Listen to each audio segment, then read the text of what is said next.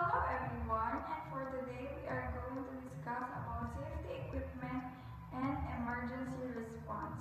Did you know that safety equipment and emergency response varies in every situation? The very nature of emergency is unpredictable and can change in scope and its impact. Therefore, being prepared, planning ahead, and knowing the right response is critical to protecting lives, the environment, and the property. Interesting, right? So now, let's get to know more about all the safety equipment and emergency responses. Its name, variety, and the right execution. But before that, let me give you a description of our topic. Accidents, by definition, are unforeseen, but your knowledge of lab safety will help minimize the likelihood of accidents. And in this lesson, we'll talk about safety equipment and emergency response. The lab environment is hazardous by nature, and the actual risk is largely determined by you and those working with you. So, it's your responsibility to know and follow the rules, and being able to recognize potential safety hazards is very important. The first thing to consider is proper dressing. What you wear in the lab can help prevent serious or even fatal injuries. Often, you'll be working with chemicals that could harm you. They come into contact with your skin, so the best way to prevent skin exposure is to wear clothes that cover your entire body. And when working in a lab for the first time, look around to identify the location of the safety equipment. Safety goggles. As one of the most sensitive parts of our body, our eyes are especially vulnerable when working with hazardous chemicals and materials. As such, it's important to always wear proper eye protection. Safety goggles are the ideal form of protection because they shield both sides of your face to prevent materials from entering your eyes. Choosing the right safety goggles is essential. While some goggles are designed to protect against physical impact, chemical splash goggles are ideal for those who work with chemicals. In addition, some goggles also protect from laser or UV light hazards. Protective gloves. When you are working, your hands are often the most risk for coming into contact with any hazardous chemicals. So, as you can see in your screens right now, these are just some of the possible protective gloves one can use. However, depending on the situation you are in, by wearing suitable protective gloves, you can reduce your risk of injury. Before choosing which kind of gloves to wear, carefully read the appropriate material safety data sheets to determine the level of protection you will use and need in an appropriate situation. Fire extinguishers. Fire can occur whenever electrical equipment and flammable materials are being handled. So, a fire extinguisher is of utmost importance.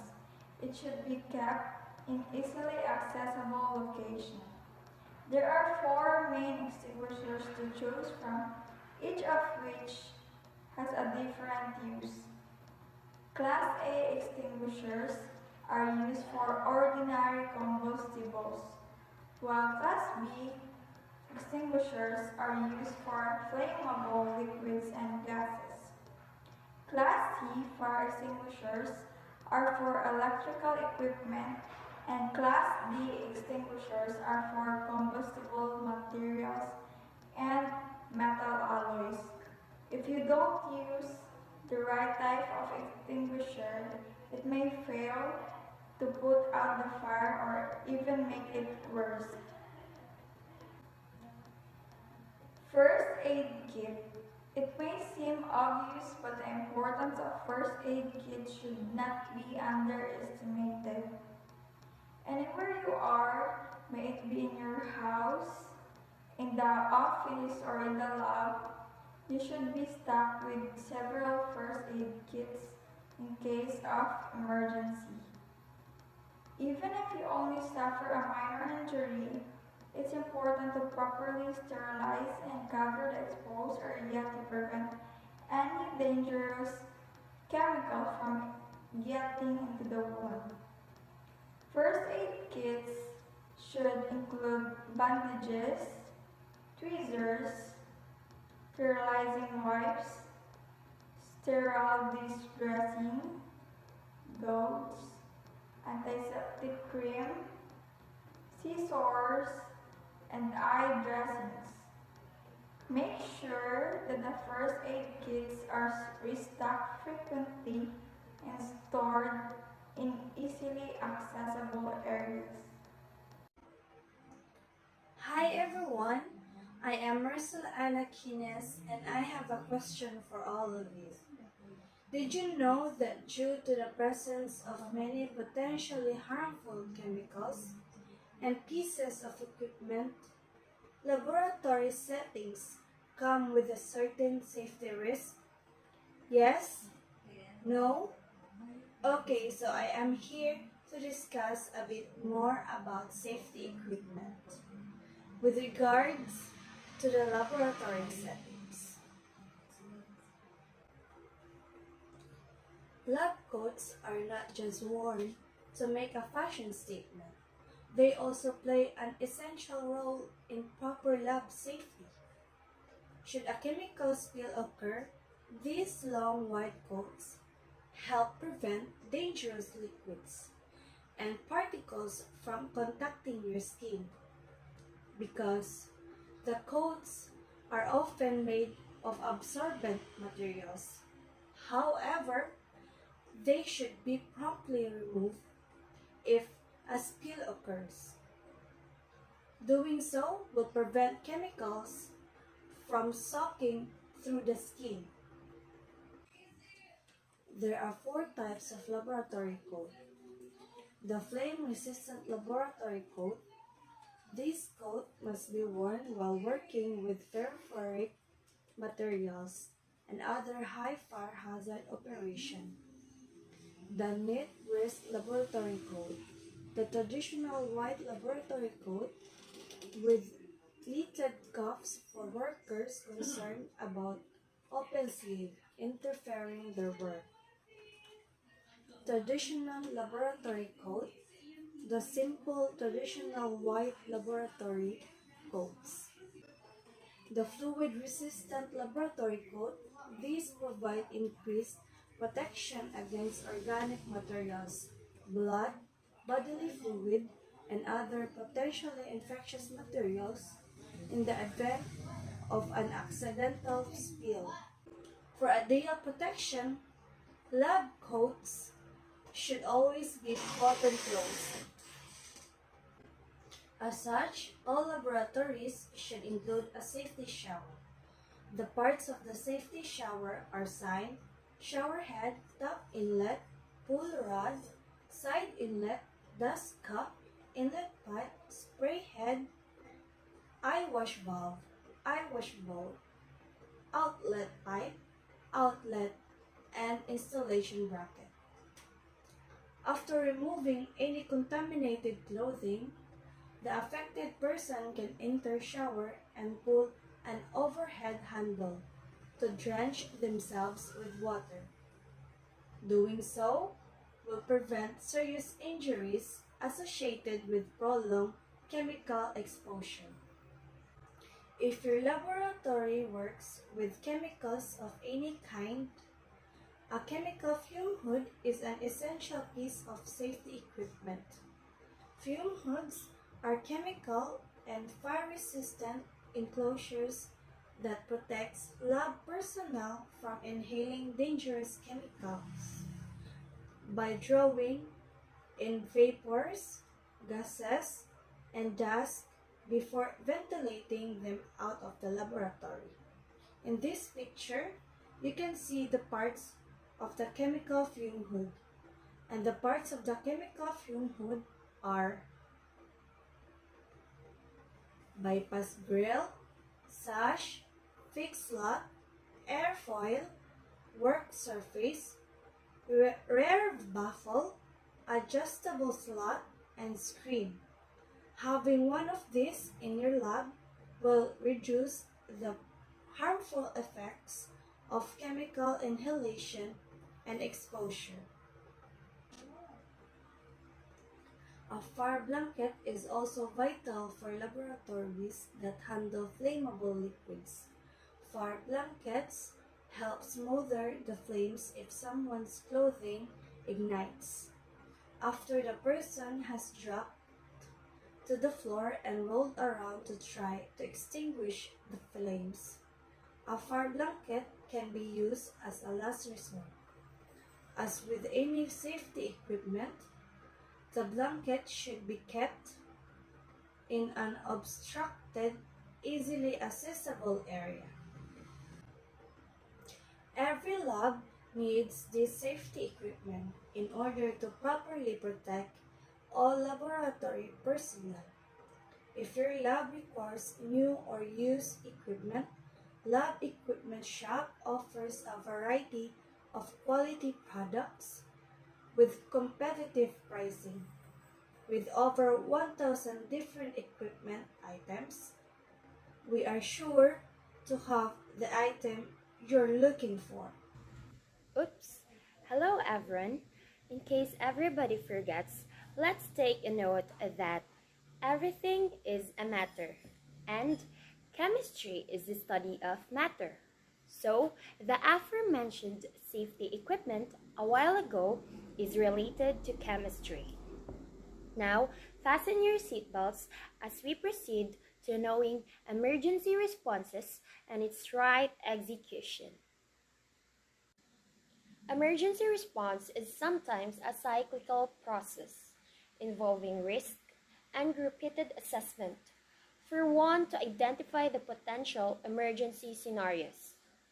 Thus, planning, action, and review are needed to respond appropriately to needs and capacities as they evolve. Now, before we are going to let you know about the right executions of these responses, let us start with an emergency management cycle first.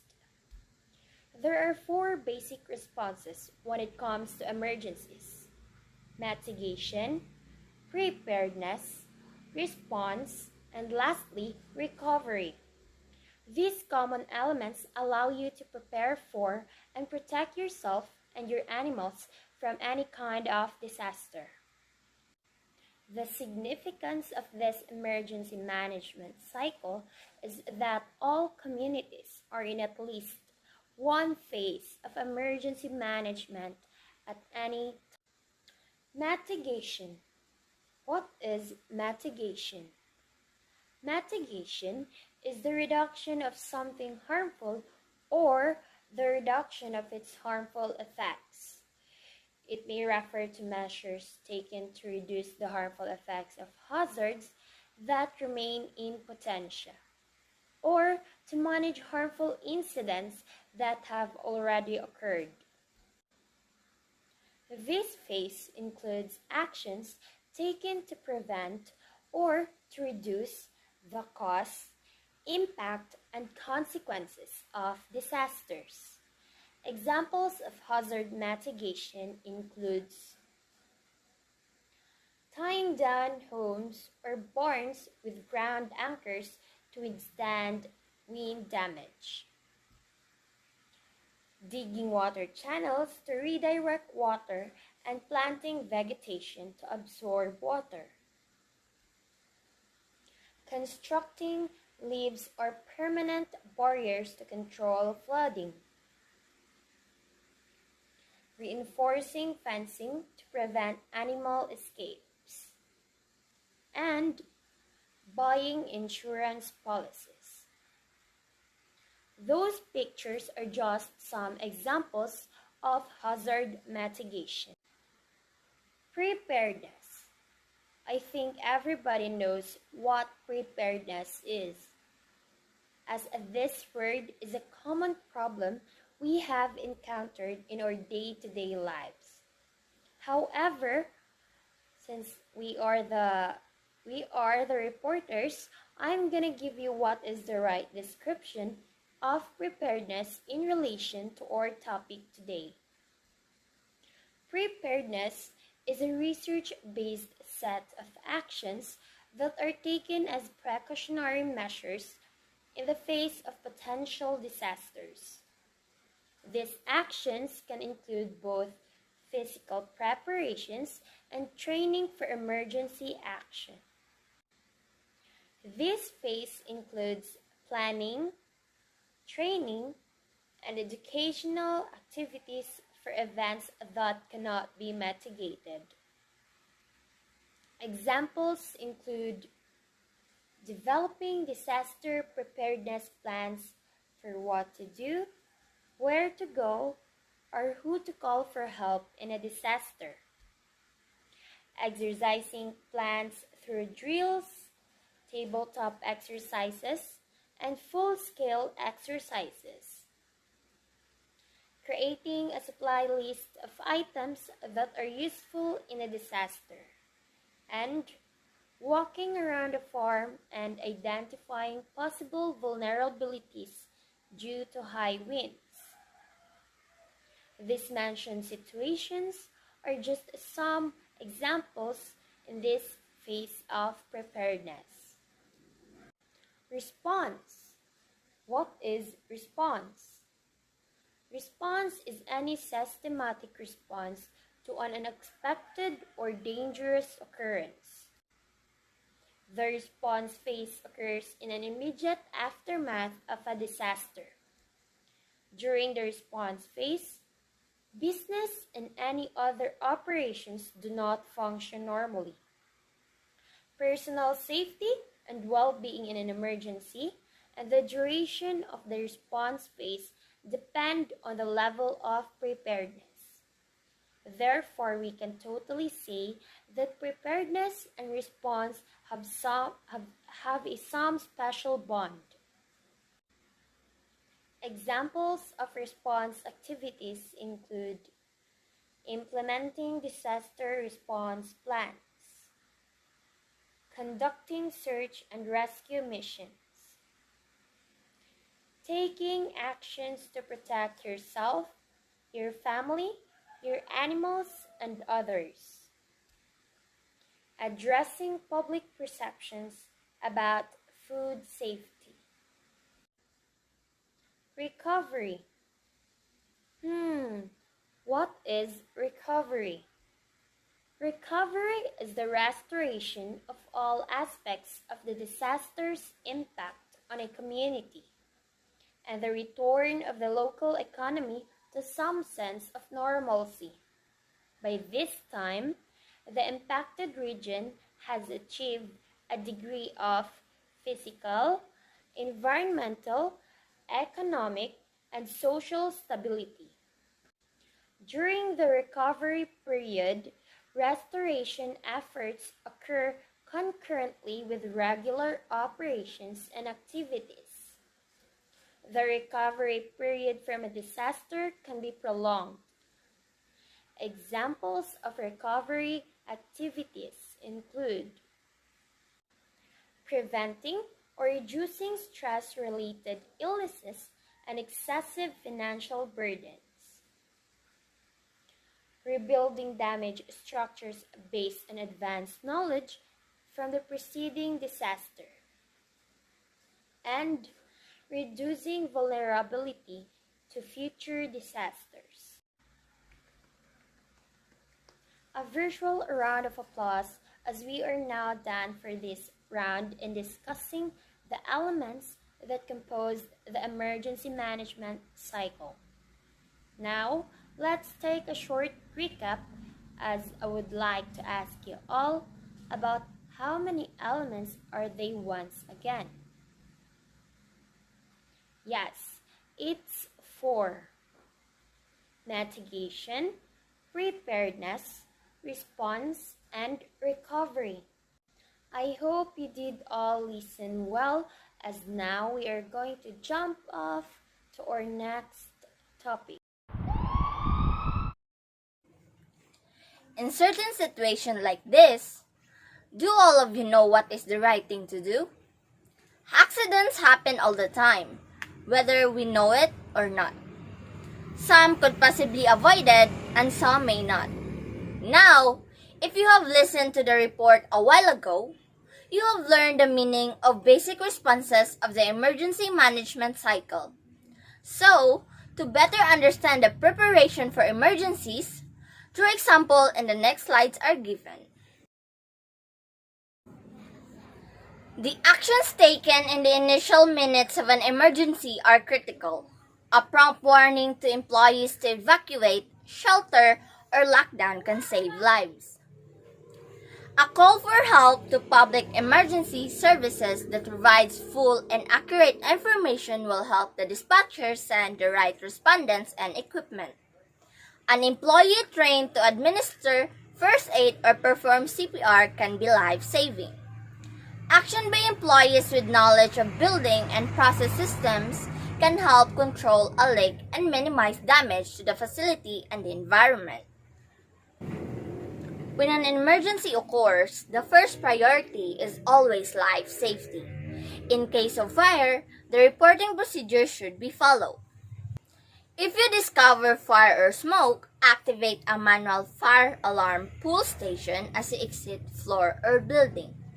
Second, if you are not in immediate danger, call ACC Police Dispatch at 512-223-7999. Again, 512-223-7999. And provide your name, the specific location of the fire, the size and type of the fire, and any other information requested by the dispatcher. Notify the manager's office or anyone on higher position.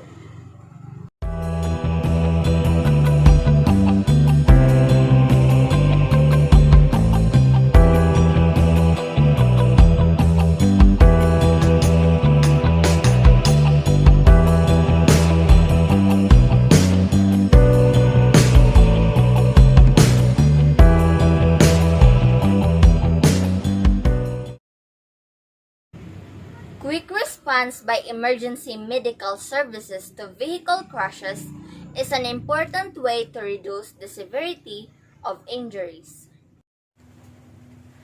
Crash victims have a better chance of recovery or avoiding death if they receive quick medical treatment at the scene of an injury, often referred to as the golden hour. For this reason, improving first aid skills for the general public is also a good way to improve survivability after a crash has occurred. These are further information on fire emergencies. First, small fires can be extinguished without evacuation. Next, fire extinguishers should only be used by trained personnel. Second, never enter a room that is smoke-filled. Lastly, never enter a room containing a fire without a backup person. In the event of motor vehicle accident, immediately take the following steps. Ensure all participants are accounted for and responsive. If any participant is ejected from a vehicle, unresponsive or injured, call 911 immediately. Assess your vehicle's condition to determine if it is safe to occupy and if it can be safely moved. Next, if a vehicle cannot be moved, call 911 or wait for an assistance. If it is safe to do so, participants should remain in the vehicle with seat belts fastened for everyone's safety until help provides. If a vehicle can be moved without creating further hazard, move it to a safe location adjacent to accident site. Participants should remain in the vehicle with their seatbelt fastened if possible. If it is unsafe to remain in the vehicle, participants should cautiously exit and move to a safe location away from traffic or adjacent site. Turn on hazard lights, put on a safety vest located in a vehicle emergency kit, and set out warning devices if possible to do so. Do not smoke or place lit flares with 25 damaged vehicles fluid which leak from them. Exchange the following information at a safe location of the roadway: name, address, phone number, insurance company, policy number, driver's license number, and license plate number for the driver and the owner of each vehicle. If the driver's name is different from the name of the insured, establish what the relationship is and take down the name and the address of each individual. Make a written description of each car, including year, model, and color of the exact location of the collision of how it happened. To sum it up, every chemical and equipment of laboratory has the potential to cause injury if proper safety precautions are not implemented. As lab users, you must ensure that you follow the basic safety guidelines for lab sessions.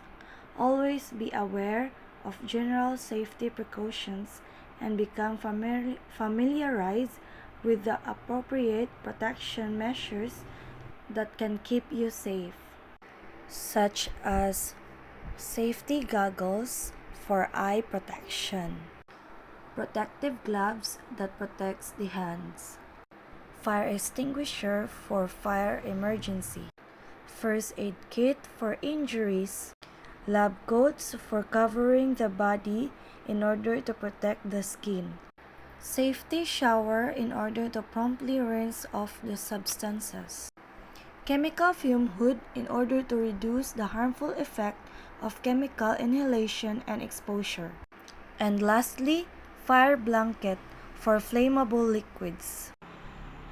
Due to the presence of many potentially harmful chemicals and pieces of equipment, laboratory settings come with certain safety risks. As for physical barriers of protection, we students are required to wear safety equipment in the laboratory. The protocol creates order, and order creates a happy chemistry stockroom. From chemicals to electrical equipment, laboratories reap a wide array of safety hazards, which is why it is so vital to understand the importance of lab safety. And if something goes wrong, more than just your research project schedule can be affected. Moreover, emergency can happen anywhere and at any time. The very nature of emergency is unpredictable and can change in scope and impact. So, we must be prepared to prevent fatalities and injuries, reduce damage to buildings, stock, and equipment, protect the environment and the community, and accelerate the resumption of normal operation. Since emergencies will occur, pre-planning is essential. At the onset of an emergency, a lot of decisions need to be made in a short period of time. That's why we must know the four basic emergency response, which is the mitigation, preparedness, response, and recovery. These four emergency response can help us ensure our safety. I would like to end up with a quote. We cannot stop natural disasters, but we can arm ourselves with knowledge. So many lives wouldn't have to be lost if there was enough disaster preparedness. Thank you everyone and have a nice day.